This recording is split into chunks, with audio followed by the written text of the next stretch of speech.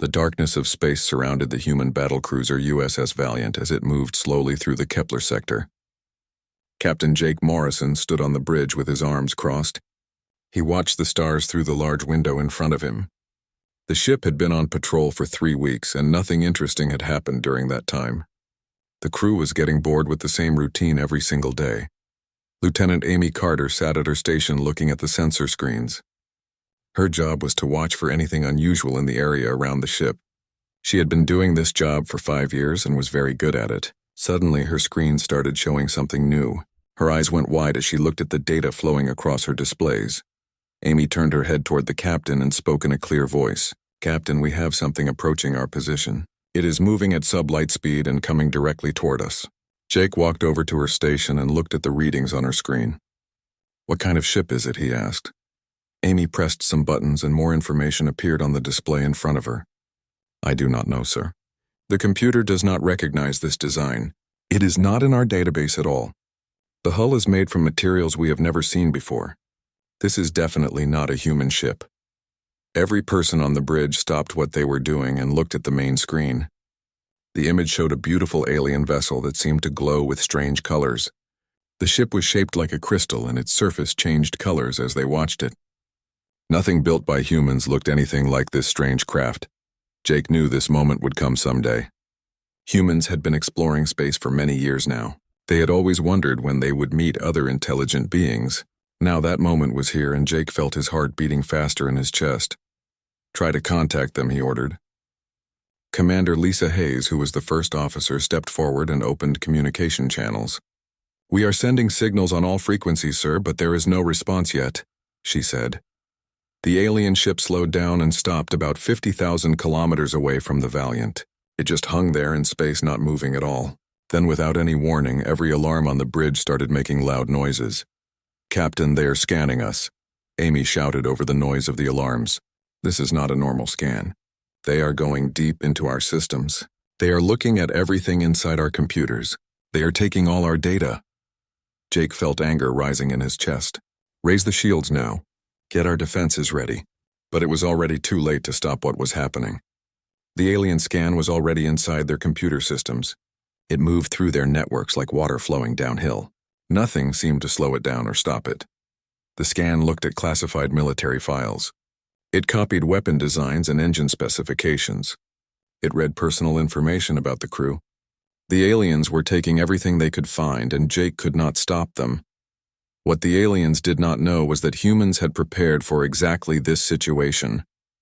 Deep inside the Valiant computer core, there was a special program waiting.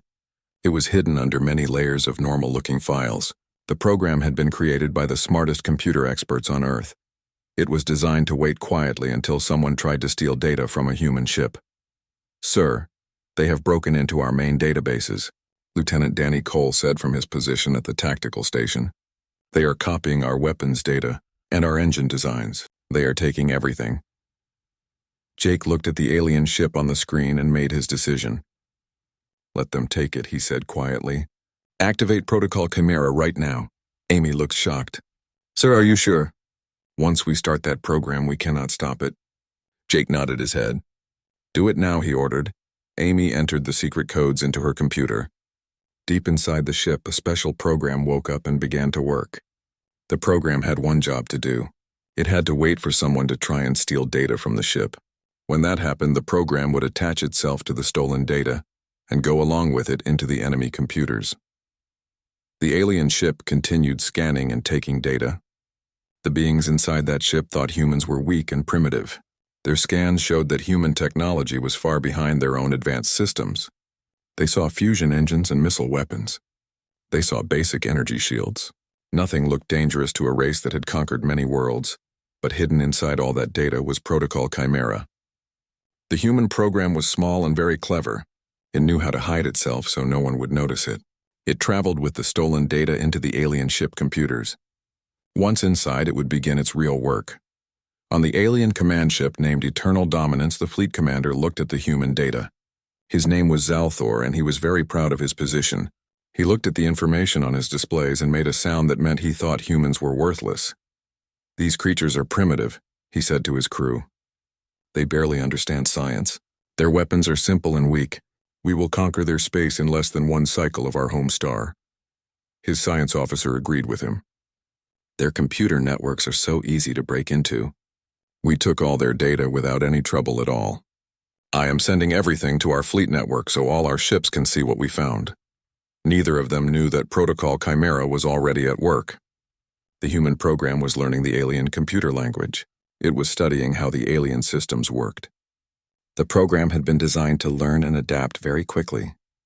It could figure out any computer system no matter how different it was from human technology. Within seconds, Protocol Chimera understood the alien computers completely.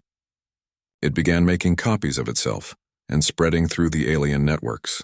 It moved from the eternal dominance into every other ship in the alien fleet. The aliens had connected all their ships together so they could share information quickly. This made their fleet powerful, but it also created a weakness.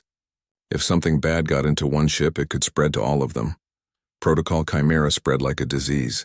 It went into 15 large warships and 42 cruisers. It infected over 100 smaller vessels.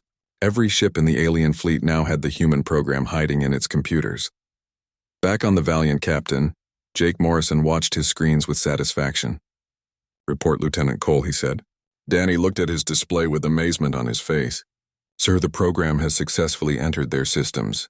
It is working even better than we thought it would. We now have access to their entire fleet network." "How many ships are there?" Jake asked. 15 capital ships, 42 cruisers, and over 100 small vessels, Danny answered. "All of them are connected to one central network. Sir, we can see everything. We can access their weapons and shields. We control their life support and navigation systems. We have complete control over everything." Lisa moved closer to Jake and spoke quietly so only he could hear. "Captain, this is more than we expected. We could destroy their entire fleet right now if we wanted to." Jake nodded slowly. He understood the power they now held. "Open a communication channel to the alien ship," he ordered. "I want video and audio." The screen changed, and for the first time humans saw an alien face looking back at them. Zalthor appeared on the screen. His skin was green and his eyes glowed with light from inside. He looked reptilian with scales covering his face. "I am Captain Jake Morrison of the United Earth Navy vessel Valiant," Jake said in a strong voice. "You have committed an act of war against humanity. You forced your way into our computers and stole classified information without permission." The alien made a sound that seemed like laughing. "War," he said. "You talk about war with us. You are insects compared to the might of the Xanthir Collective. Your entire species exists only because we have not noticed you before now. That changes today." Jake kept his face calm and serious. "I am giving you one chance to avoid destruction. Leave this sector immediately. Delete all the data you stole from us. Never come back here again. If you do these things, we will let you leave in peace." The alien laughed even harder. "You offer us terms. That is very amusing. Perhaps we will keep some of your people as pets to entertain our children. Prepare to be boarded, human. Your ship belongs to us now." Jake turned to Danny. "Lieutenant Cole, show them why scanning a human warship was the biggest mistake they ever made. Execute Protocol Chimera Phase 2. Danny smiled as his hands moved across his controls. "Yes, sir. Starting Phase 2. Now." Across the empty space between the ships, something terrible began to happen to the alien fleet. The change happened so fast that the aliens had no time to react or prepare. Every screen on every Xanthir ship went completely dark at the exact same moment. Then they all came back on showing symbols and words that none of the aliens could understand. The data they had stolen from the humans had turned into a weapon more powerful than any missile or bomb. The bridge of the Eternal Dominance Commander Zalthor watched his command console start flashing with warning signals everywhere. His three-fingered hands moved quickly across the controls, trying to figure out what was happening. "What is this?" he shouted at his crew. "Kelmara, report immediately." The science officer was frantically pushing buttons on her station, but nothing worked the way it should. "Commander, we have lost control of our primary systems. The network is refusing all of our command codes. The ship does not recognize our authority anymore. It is like the ship thinks we are not the ones who should be controlling it." All through the massive alien vessel, strange things began to happen. The lights started turning on and off randomly. The artificial gravity system stuttered and failed for a moment, making crew members float in the air before crashing back down to the floor hard. The life support systems began cycling through different settings, making the air hot, then cold, then hot again. Sometimes the air was so thick it was hard to breathe, and other times it was so thin that crew members felt dizzy. "This cannot be possible," Kelmara whispered, as her head crest flattened against her skull, showing her fear. "The humans could not have broken into our systems. Our encryption is quantum-level security. No primitive species should be able to crack it. We are supposed to be technologically superior to them." But Protocol Chimera had not needed to break through their encryption at all. The aliens had welcomed the program into their systems without knowing what it really was. They thought they were just stealing harmless data about human technology. Now that program had complete control over every system on every ship in their fleet. Aboard the human vessel USS Valiant, the crew watched their displays with mixed feelings. They felt amazed at what they were seeing, but also understood how serious the situation was. The alien ships were now completely helpless. Protocol Chimera was doing exactly what the human programmers had designed it to do, and perhaps it was working even better than anyone had expected. "We have confirmed access to all systems on all their ships," Danny reported in a steady voice, even though inside he felt shocked by what was happening. "We control their weapons and their engines. We control their life support and their communications. Everything is under our command now." Captain Jake Morrison studied the tactical display carefully. He could see symbols representing each alien ship flashing with warnings about system failures. "Commander Hayes, what do you think about this situation?" he asked. Lisa examined her own console before looking up at Jake. "They are completely helpless, sir. They built their entire fleet around an interconnected network system. This was supposed to make them more efficient and allow rapid tactical coordination between all ships. They never imagined that this same system could be turned against them. Because all their ships are connected, the infection spread to every single vessel at once." "Captain, we are receiving an incoming transmission from the alien command ship," Amy announced. "It is audio only because their visual systems appear to be offline and not functioning." Jake nodded. "Put it through so we can hear what they have to say." Zalthor's voice came through the speakers on the bridge. The arrogance that had been in his voice before was completely gone now. Instead, he sounded frightened and desperate. "Human," he said. "What have you done to us? Stop this immediately. I demand that you stop this attack right now." Jake's expression stayed neutral and calm. "I offered you terms, Commander. You rejected them and laughed at me. You chose to invade our systems without permission. You chose to steal our data. You chose to threaten my species with slavery and conquest. You made all these choices, not me. You do not understand what you have unleashed." Zalthor's voice was almost panicking now. "Our fleet operates on a unified network that connects every ship. If you continue this attack, you could cause a cascade failure. The systems could overload and destroy every ship in the fleet. Thousands of my people could die."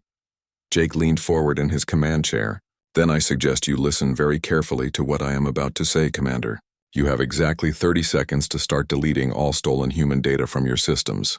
You will also transmit unconditional surrender codes to your entire fleet.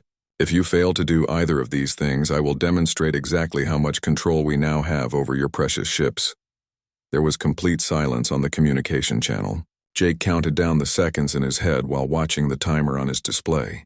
When 15 seconds had passed, he gave Danny a slight nod. "Lieutenant, target the lead escort cruiser. Disable only its weapons systems and nothing else."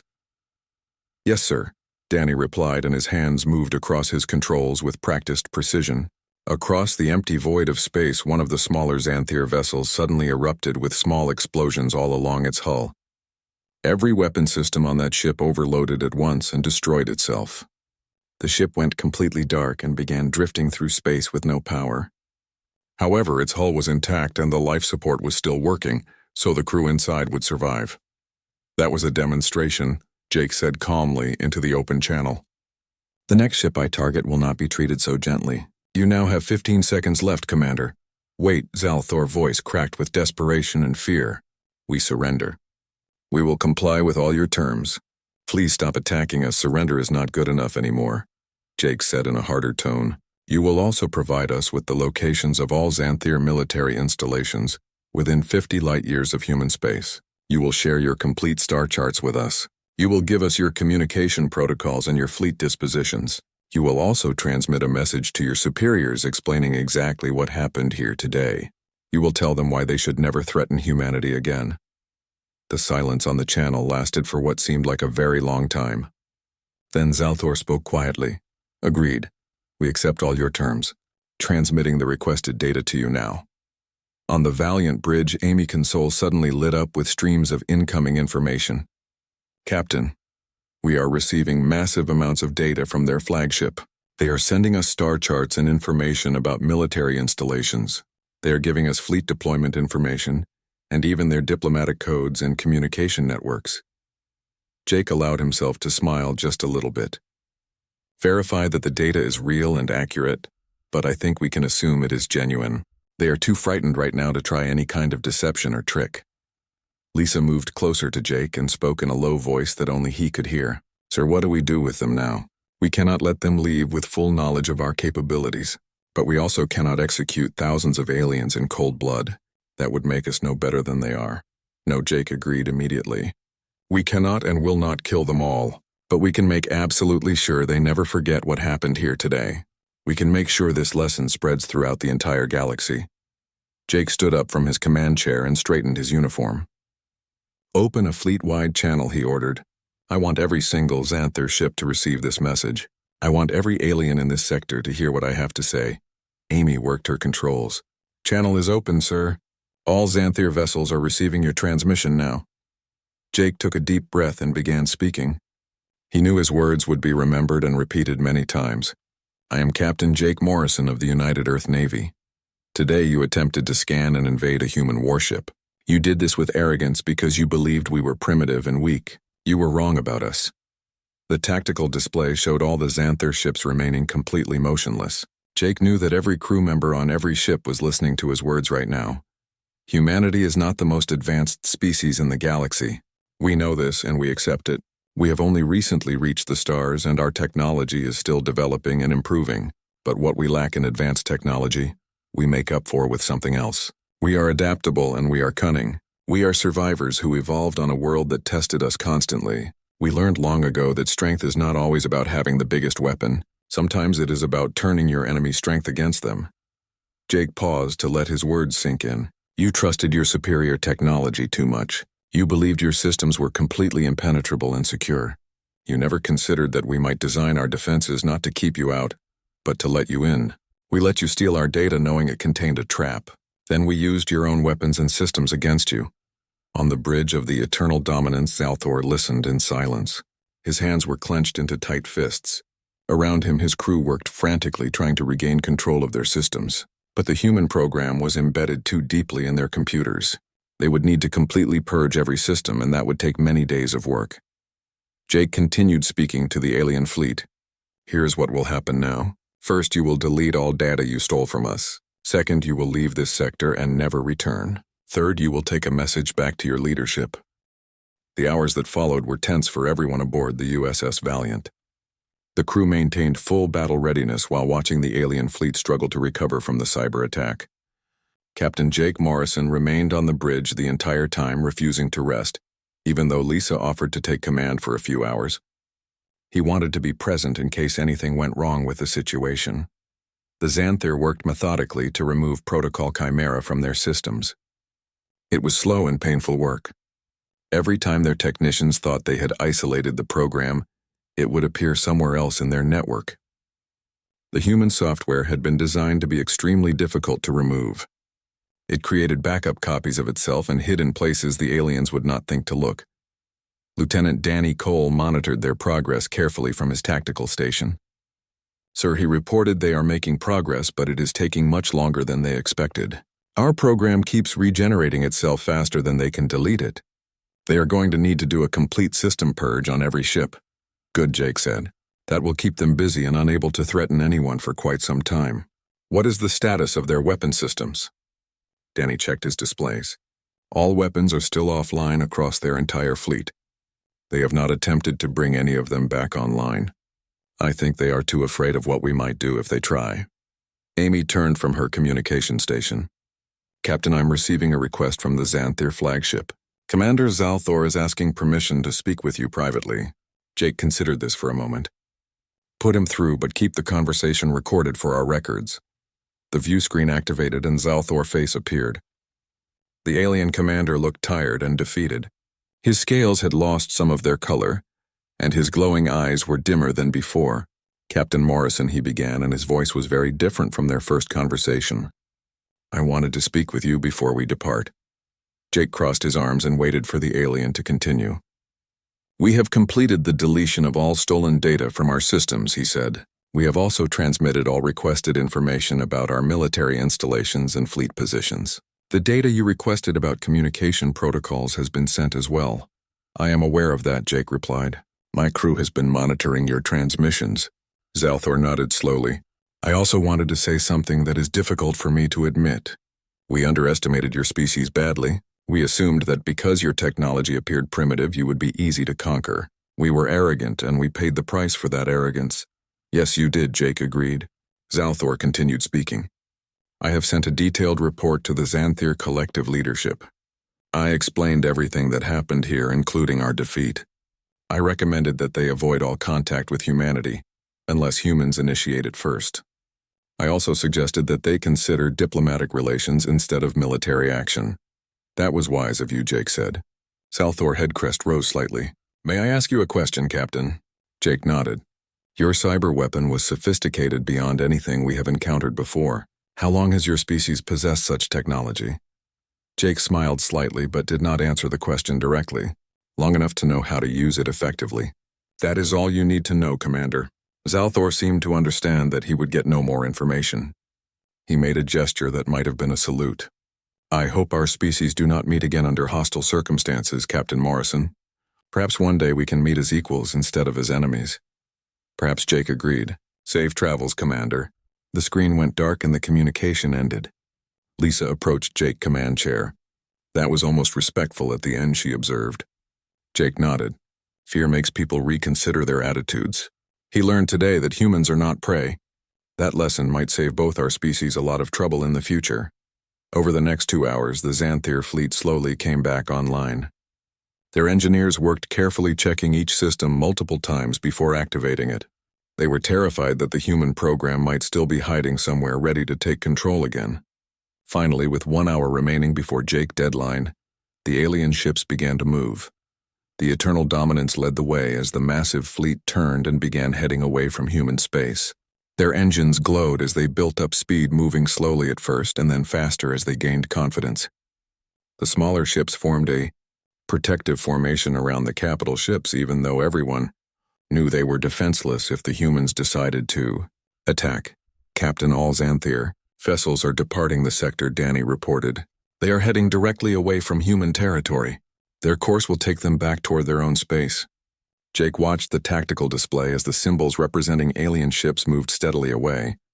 "Maintain surveillance until they are beyond sensor range," he ordered. "I want to make absolutely sure they are really leaving." Amy spoke up from her station. "Sir, I am detecting multiple communication bursts from the alien fleet. They are transmitting on frequencies that reach far beyond this sector." Jake turned to her. "Can you determine what they are sending?" Amy worked her controls for a moment. "The messages are encrypted, but based on the signal strength and repetition patterns, I believe they are transmitting reports about this incident to other Xanthir installations. They are warning their own people about us. Let them," Jake said. "The more species that hear about what happened here, the fewer problems we will have in the future. Sometimes reputation is the best defense." Lisa smiled at that. "The story of this battle is going to spread across the galaxy like wildfire. Every alien civilization within 200 light-years will hear about how humans defeated a Xanthir fleet without firing a single shot. 3 hours later, the last Xanthir ship vanished beyond the range of the Valiant sensors. The bridge crew remained at their stations for another 30 minutes, just to be certain the aliens were not attempting any kind of trick. Finally, Jake stood up from his command chair and stretched his back. "Stand down from battle stations," he ordered. "Return to normal patrol status." The tension on the bridge immediately decreased as crew members relaxed slightly. Danny Cole left his tactical station and approached the captain. "Sir, that was the most intense situation I have ever experienced in my entire career. We were one wrong move away from a shooting war with an alien fleet that outnumbered us 20-1. Jake nodded.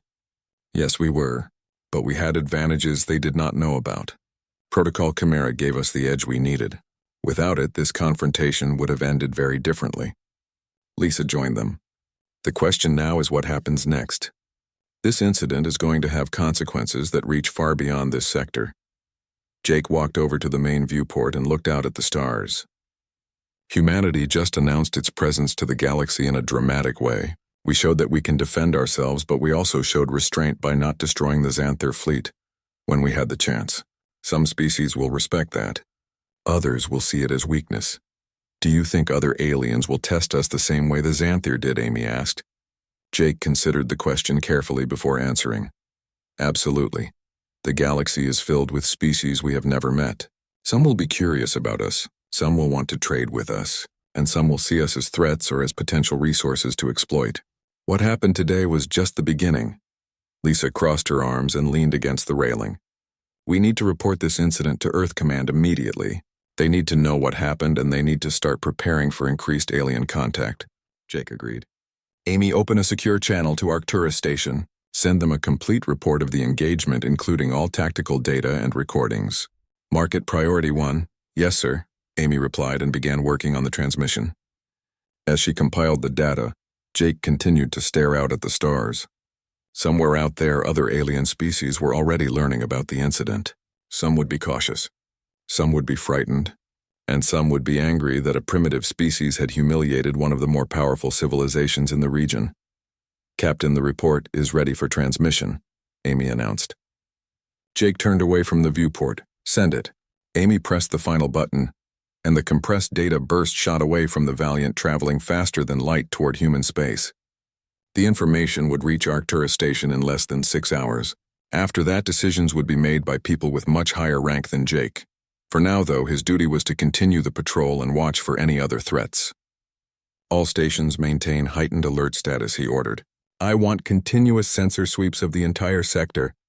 If anything bigger than a space rock moves out there, I want to know about it immediately. The crew acknowledged his orders and returned to their work. Jake finally allowed himself to sit back down in his command chair. He felt exhausted but also strangely energized. They had faced an unknown threat and emerged victorious without losing a single crew member. It was the kind of outcome every captain hoped for, but few actually achieved. Lisa approached him quietly. You should get some rest, sir. I can handle things here for a few hours. Jake shook his head. Not yet. I want to see how Earth Command responds to our report. Besides, I'm too wired to sleep right now. Lisa smiled. I understand, sir. Would you like some coffee? Jake smiled back. That would be excellent, Commander. Thank you. 3 weeks had passed since the confrontation with the Xanthir fleet. Captain Jake Morrison now found himself sitting in a secure briefing room deep inside Arcturus Station. The station was the largest military installation humanity had built in the outer colonies. It orbited a gas giant and served as the headquarters for the Third Fleet. Across the table from Jake sat Admiral Charles Dawson, who commanded that fleet. Next to the Admiral was Dr. Helen Brooks, who had led the team that created Protocol Chimera. The Xanthir kept their word, Admiral Dawson said, as he manipulated a holographic star chart floating above the table. They withdrew completely from all contested sectors. They even transmitted a formal apology to our diplomatic corps. More than that, they shared intelligence about other alien species in the region. They warned us about several potentially hostile civilizations that we did not even know existed. Jake leaned back in his chair. So we made an impression then. Dr. Brooks' eyes were bright with excitement as she spoke. That is putting it mildly, Captain. The Xanthir message to their leadership was intercepted by at least 7 other alien civilizations. The news is spreading through the local cluster faster than we could have imagined. Every major power within 200 light-years now knows that humanity has advanced cyber warfare capabilities. Admiral Dawson nodded, but his weathered face showed concern. That is both good news and bad news.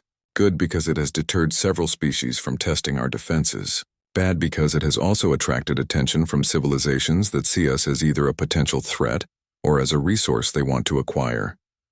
What kind of attention? Jake asked. The Admiral changed the holographic display to show new data points scattered across the star map. 3 days ago, we were contacted by the Viridian Concordat. They are a coalition of peaceful trading species. They want to open diplomatic relations with us and possibly share technology. They see humanity as a stabilizing force against more aggressive species in the region. That sounds positive, Jake observed. It is, Dr. Brooks agreed. But we have also detected scout ships from the Krill Dominion near our borders. They are a militaristic empire that controls 30 star systems. They have not made direct contact yet, but their presence is very concerning. Our intelligence analysts believe they are evaluating whether we are a threat they need to eliminate before we become too powerful. Jake absorbed this information and understood the implications immediately. So the incident with the Xanthir has forced humanity onto the galactic stage much faster than anyone planned. Exactly, Admiral Dawson confirmed. That is why I'm giving you new orders, Captain. The Valiant is being retrofitted right now with enhanced systems. Dr. Brooks' team has developed 3 more variants of Protocol Chimera. Once the upgrades are complete, you will be leading a task force into the frontier sectors. What is the mission, Sir Jake asked. The Admiral stood up and Jake followed his example. Exploration and deterrence. We need to establish a strong presence out there. We need to show other species that humanity is capable of defending itself, but not so aggressive that we appear to be a threat. You will make contact with new species when possible. You will establish diplomatic relations where appropriate. You will defend human interests where necessary. Jake nodded slowly. It is a delicate balance. Very delicate, Dr. Brooks added. That is why we are giving you the newest tools available. The upgraded Protocol Chimera variants are more sophisticated than the original. They can interface with a wider variety of alien computer systems. We have also developed several new defensive technologies. Based on data we recovered from the Xanthir incident, Admiral Dawson walked around the table and stood directly in front of Jake. Captain Morrison, 3 weeks ago, you changed humanity's position in the galaxy with your actions. The question now is whether we can maintain that position without triggering a war we are not ready to fight. I understand, Sir Jake replied. When do I leave? Your task force departs in 6 days, the Admiral said. You will have the Valiant as your flagship along with 3 cruisers and 1 support carrier. Captain Nancy Carter will serve as your second-in-command aboard the cruiser Resolute. Jake recognized the name immediately. Nancy Carter was Amy's sister, and she had a reputation throughout the fleet as a brilliant tactical officer. That is an excellent choice, sir, he said. There is one more thing. Admiral Dawson's expression became more serious.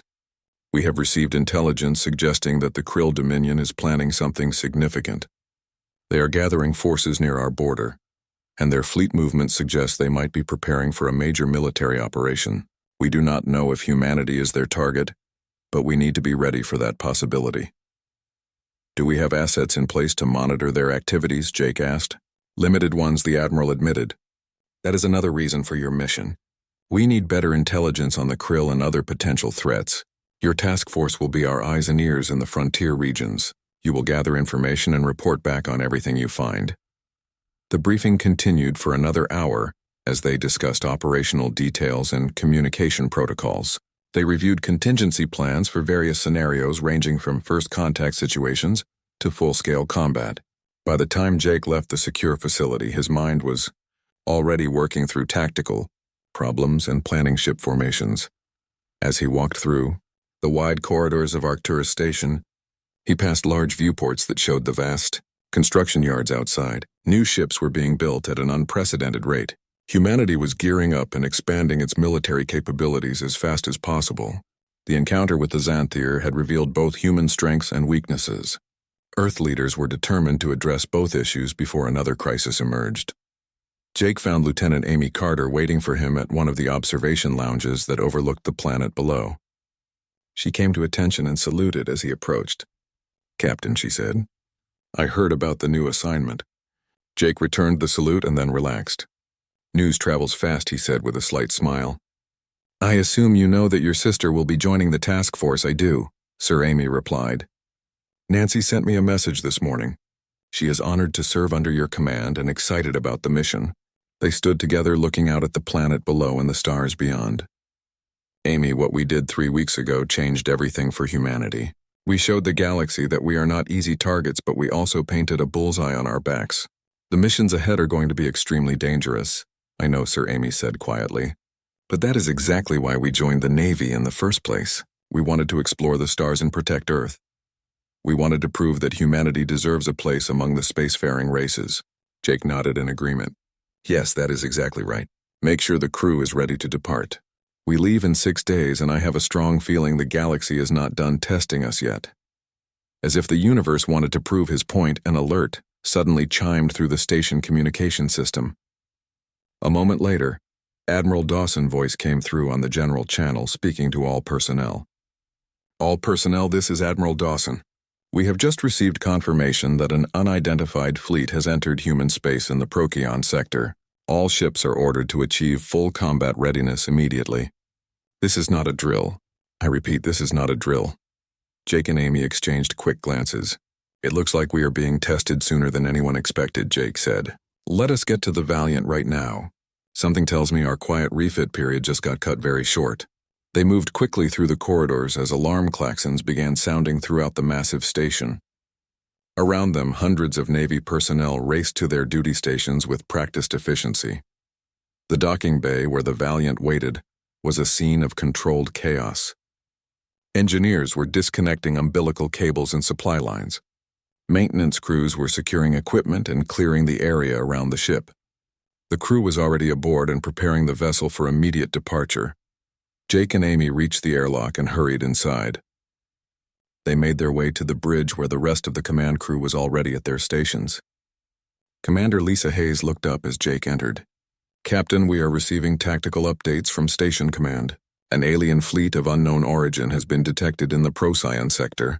Initial scans show at least 20 vessels of various sizes. Have they made any hostile moves, Jake asked as he took his seat in the command chair. Not yet, Lisa replied. But they are moving deeper into human territory, and they are not responding to our hail attempts. Danny Cole turned from his tactical station. Sir, the Valiant is ready for departure. All systems are nominal and weapons are online. We can launch in 3 minutes. Jake studied the main display, which now showed a tactical overview of the Procyon sector. The unknown fleet was represented by red symbols moving slowly through space. Several human patrol ships were maintaining distance and monitoring the situation. Do we have any identification on those ships yet, he asked. Negative, Sir, Amy responded. The computer does not recognize their design. They are not Xanther, and they do not match any known configurations in our database. Jake felt a familiar tension building in his chest. The journey to the Procyon sector took 18 hours at maximum speed. Captain Jake Morrison used that time to review everything his crew had learned from the Xanther encounter. He studied the tactical recordings and analyzed every decision he had made during that confrontation. He wanted to be prepared for any scenario when they reached their destination. Commander Lisa Hayes entered his ready room carrying a datapad. Sir, we are receiving updated intelligence from the patrol ships in Procyon. The unknown fleet has stopped moving deeper into our territory. They are holding position near the 4th planet in the system. Jake took the pad and read through the information. Any change in their behavior. They are still not responding to our communications, Lisa said.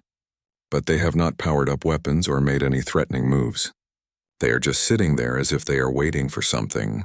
Jake frowned as he considered the possibilities. Maybe they are waiting for us.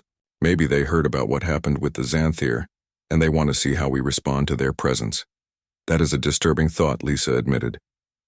It means they are testing us to see if we are aggressive or defensive by nature. Jake stood up and stretched his back. Well, they are about to find out. Have all stations report readiness status.